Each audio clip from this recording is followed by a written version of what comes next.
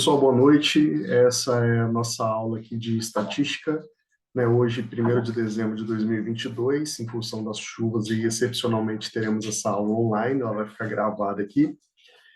E para quem aí teve alguma dificuldade aí em suas casas, a gente soube de muitos alunos que ficaram aí com dificuldades de ir à escola, e alguns professores também. Eu desejo que tão logo essa chuva passe aí, tudo se restabeleça, tá bom? Então vamos aqui à nossa aula, vamos para o capítulo 7 aqui, medidas de dispersão, né? Eu comentei sobre essa aula em sala de aula, e agora eu gravo esse vídeo aqui para reforçar essa ideia aqui. Então tudo que foi explicado lá, eu vou explicar também aqui, né? É bom para quem faltou. E dando continuidade a esse tópico na aula de hoje, a gente vai continuar aqui, tá bom? Tem um barulhinho chato, mas é para ver que, né, está chovendo aí, está chovendo bastante. Então a gente vai iniciar aqui a nossa aula. Bom, sem delongas, vamos lá para o capítulo 7, página 27 da nossa apostila. E aqui nós vamos começar lendo, né, isso aqui, ó. Vimos que a moda, a mediana e a média aritmética possuem função de representar a partir de um único número a sequência a ser analisada.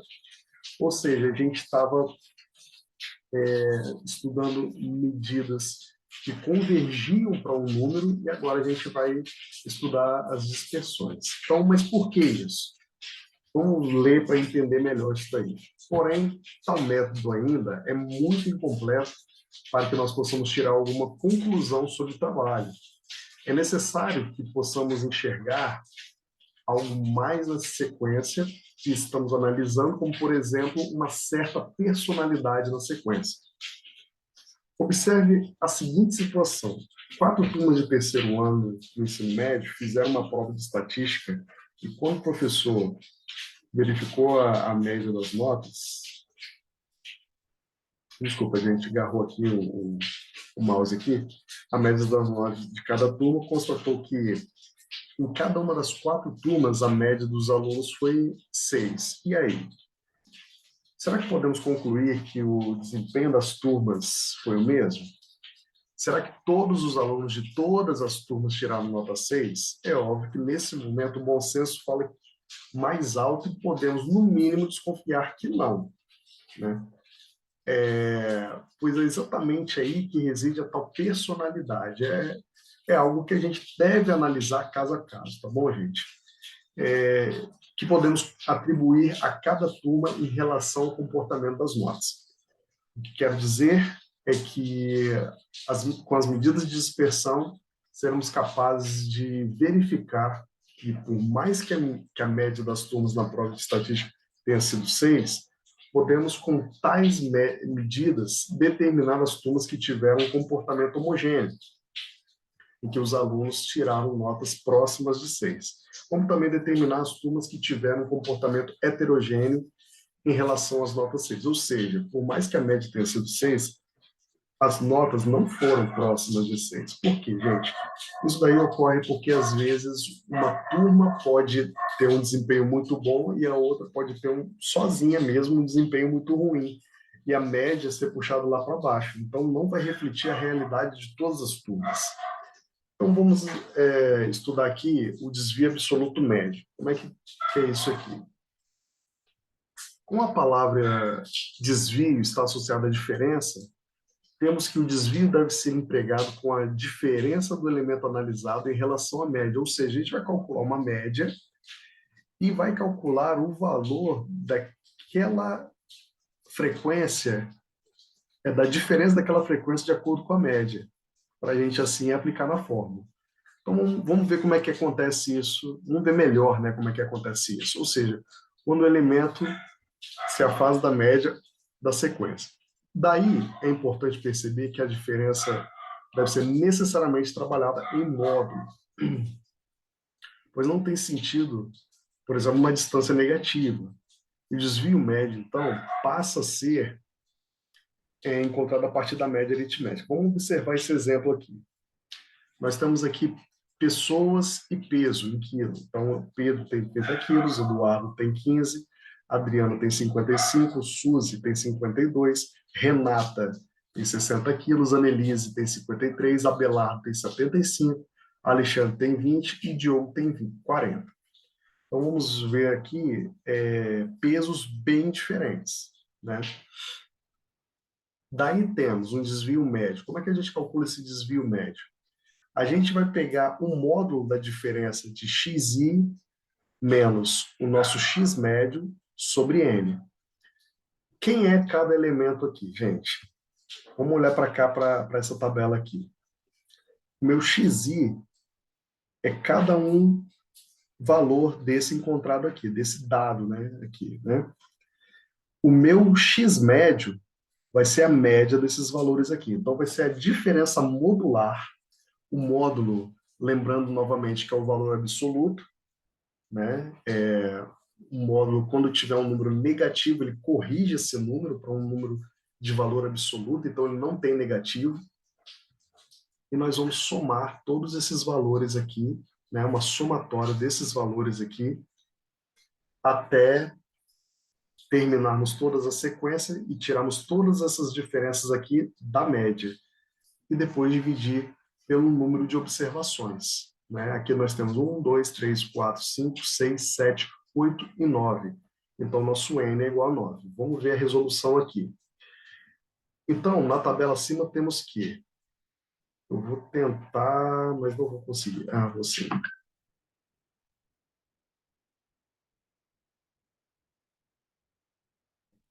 Coloquei tudo na mesma página aqui. Então, eu tenho aqui, ó, a média, primeiro a gente soma tudo e divide por 9, né?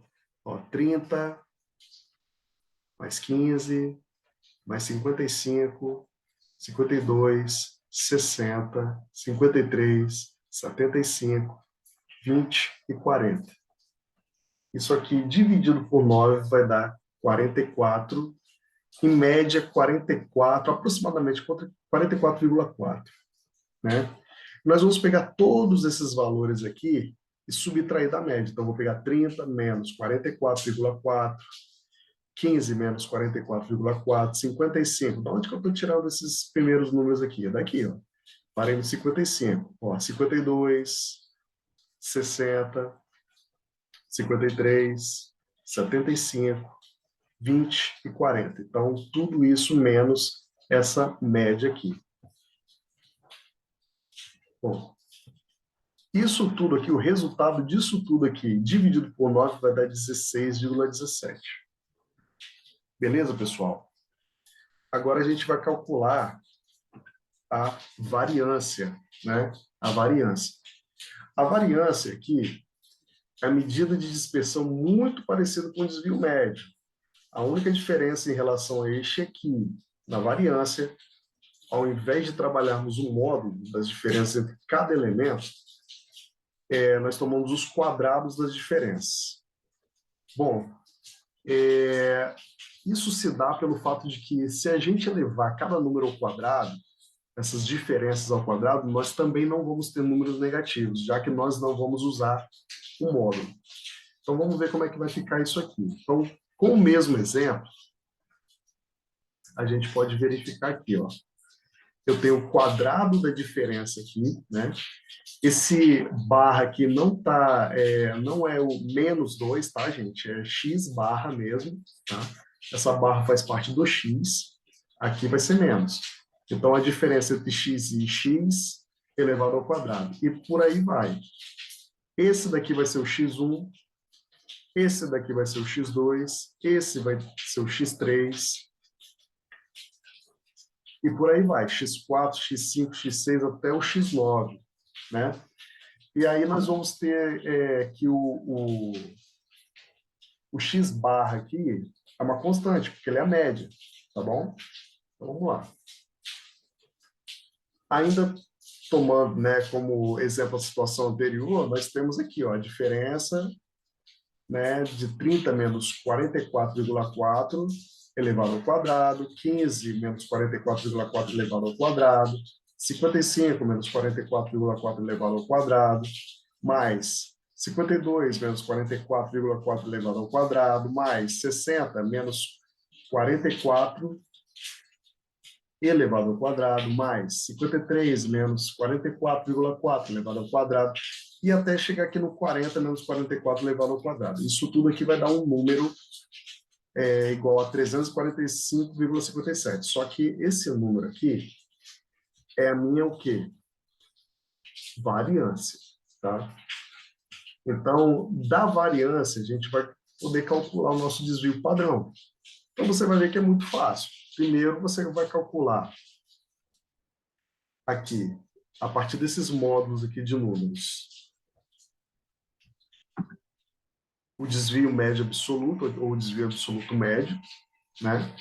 Que é um módulo da diferença, né? Somatória do módulo da diferença, ó. Beleza?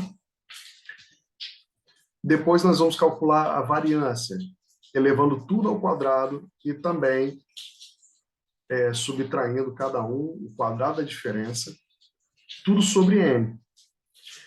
E aí eu vou ter um número que eu vou usar para calcular o meu desvio padrão. Então, quando eu peço numa questão, olha, calcule o desvio padrão, né, de determinada tabela. Eu estou querendo dizer para você calcular o desvio padrão, mas pressupondo que você vai ter que calcular a variância. Por que isso? Porque o desvio padrão é a raiz quadrada da variância. É só você tirar a raiz quadrada da variância que você acha o desvio padrão. Então, vamos ver aqui o desvio padrão. Vamos ler esse texto aqui. Eu já falei tudo, né? Já contei o segredo aqui, mas vamos ver como é que vai se dar esse raciocínio aqui. Para entendermos o procedimento para o cálculo do desvio padrão, é interessante percebermos que no cálculo da variância cometemos um erro técnico, exatamente por a gente elevar aquele número ao quadrado. Então, ele vai dar um valor muito alto, né? Que será corrigido pelo desvio padrão. Ou seja, no momento em que elevamos ao quadrado as dispersões, as diferenças, de cada elemento em relação à média, automaticamente alternamos a unidade de trabalho. Por exemplo, se estivermos trabalhando com coleta de alturas em metro, vai dar metro quadrado. E metro quadrado não é uma altura, é uma área, né? Uma pessoa não pode ocupar uma área, né? Por exemplo, se a pessoa tiver 2 metros, se eu elevar ao quadrado, né, a pessoa vai ter 4 metros quadrados. Não faz sentido, né? Então, por isso que a gente tem que corrigir aí, tirando essa raiz quadrada, né? Por exemplo, se estivermos trabalhando com a altura, né, retomando aqui o texto, das pessoas de determinada comunidade, a unidade da variância encontrada será 1 metro quadrado, que representa áreas, né? Então, faz sentido isso daí. E é aí que entra o desvio padrão, ou seja, extraindo a raiz quadrada da variância. Então, no exemplo do item anterior, a variância encontrada foi 345,57. Então, o desvio padrão vai ser calculado como? Só aplicar aí a raiz quadrada e esse desvio padrão vai dar 18,58. Então, eu tenho, assim, algumas fórmulas até chegar ao que é mais simples, né? Que você chegar aí à variância, ao desvio padrão. Você pega a variância e tira a raiz quadrada. Tá bom, gente? Isso daqui eu falei no modo mais acelerado aqui, porque você vai poder repetir várias vezes, se você não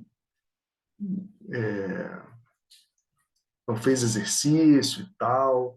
Alguns exercícios foram dados em sala de aula, mas você vai poder rever isso daí com mais calma, né? E aí você vai pegando esse raciocínio aí. Bom, na próxima aula, nós vamos fazer uma revisão da matéria até aqui, antes de nós realizarmos a nossa prova. A nossa aula aqui, se eu não me engano, vai ser se eu não me engano, dia 6, a nossa prova é dia 8. Nós vamos pegar todos os exercícios, né, que nós já aplicamos, eu vou pegar exercícios novos também, vamos fazer uma revisão de todo o conteúdo e assim a gente vai poder trabalhar isso na prova, né? Vai preparar vocês para a prova. Fiquem tranquilos, né? A prova não é bicho de sete cabeças, não é nada do que não foi passado aqui, só uma coisa de relembrar ou outra, assim, mas fazendo o exercício vocês vão relembrando, né? Não deixe de estudar, né? Façam uma revisão daquilo que vocês anotaram em sala de aula, né? Desde lá a média ponderada, né? Moda, né? Mediana, com intervalo de classe, sem intervalo de classe, aí vocês vão ver a diferença lá.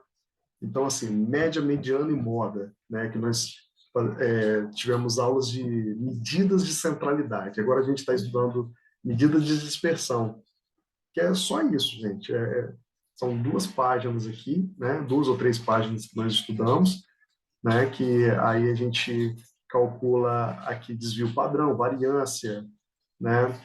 E desvio médio, né? Desvio absoluto, médio, né? Aqui. Então, começando por esse daí, do desvio absoluto médio, passando pela variância, e calculando o desvio padrão. Lembrando que você não depende do desvio absoluto médio para calcular nada, tá? Só se for pedido aí, você pega e calcula o desvio médio, né? Agora, o desvio padrão, ele depende da variância. Você tem que encontrar a variância para achar o desvio padrão, tá bom? Então, o desvio padrão depende da variância, a variância não depende de ninguém, e nem o desvio absoluto médio. Ele não vai depender de ninguém. Então, se eu pedir algo assim, se eu pedir desvio padrão, você vai ter que calcular a variância. Se eu pedir só a variância, você só vai calcular a variância. Se eu pedir o desvio absoluto médio, você só vai calcular o desvio absoluto médio. E acabou.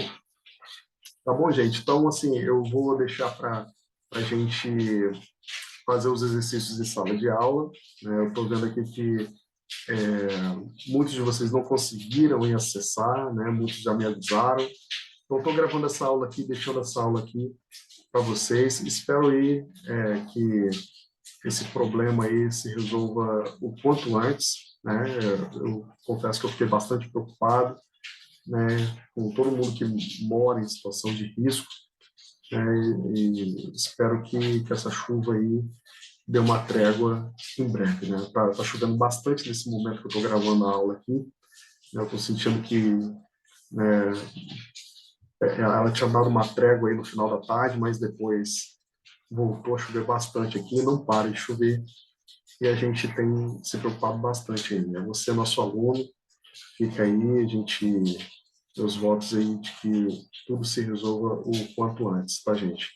Espero que vocês tenham um bom final de semana, amanhã é Jogo do Brasil, que a gente possa ter condições de torcer aí para a nossa seleção em paz, né? Em paz, sem chuva, né? Mas espero que tudo dê certo, tá bom, gente? Então, fica uma pequena revisão do que foi passado aí na última aula, né? A gente já iniciou alguns exercícios, algumas pessoas me pediram uma outra explicação, né, dessa parte aí, então fica esse vídeo gravado, tá bom? Então, fique com Deus e até a próxima aula.